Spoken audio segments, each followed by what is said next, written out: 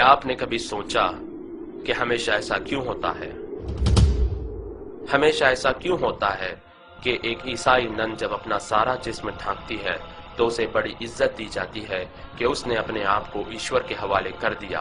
पर जब कोई मुसलमान औरत ऐसा करती है तो लोग कहते हैं कि वो जुल्म का शिकार है।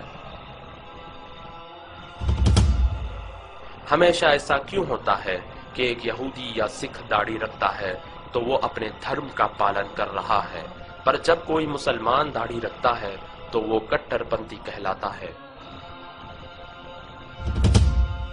हमेशा ऐसा क्यों होता है कि जब कोई स्त्री घर पर सारा समय बिताती है, अपने बच्चों का ख्याल रखती है, तो वो बहुत बड़ा बलिदान दे रही है, पर जब कोई मुसलमान स्त्री ऐसा करती है तो लोग कहते हैं कि वो चार दीवारी में कैद है और उसे आजादी मिलनी चाहिए।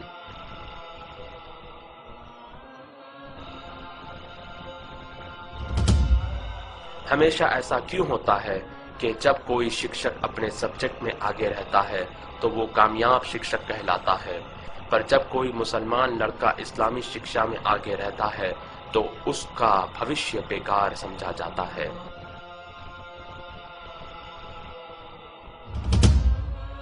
हमेशा ऐसा क्यों होता है कि जब कोई यहूदी या ईसाई किसी का खून करता है तो उसका धर्म नहीं बताया जाता, पर जब कोई मुसलमान किसी जुर्म में पकड़ा जाता है तो इस्लाम को बदनाम किया जाता है। हमेशा ऐसा क्यों होता है कि कोई भी लड़की किसी भी तरह के कपड़े पहनकर कॉलेज जा सकती है, पर जब मुसलमान लड़की हिजाब पहनकर कॉलेज जाती है तो उसे गेट पर ही रोक दिया जाता है।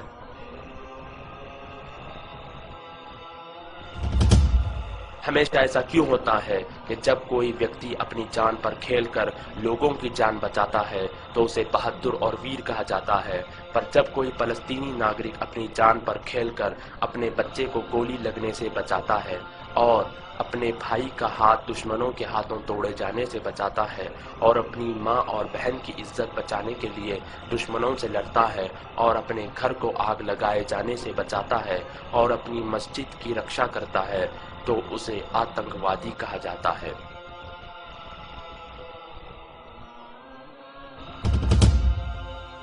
हमेशा ऐसा क्यों होता है कि हम किसी भी प्रकार की समस्या के लिए कोई भी समाधान ले लेते हैं, पर जब उसका उत्तर हमें इस्लाम में मिलता है तो हम इनकार कर देते हैं।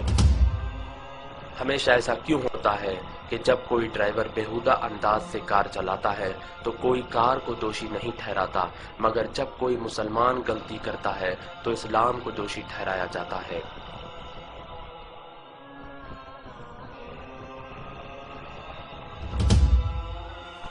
हमेशा ऐसा क्यों होता है कि लोग अखबार और मीडिया में बताई गई हर चीज पर यकीन कर लेते हैं, मगर कुरान में लिखी बातों पर सवाल करते हैं।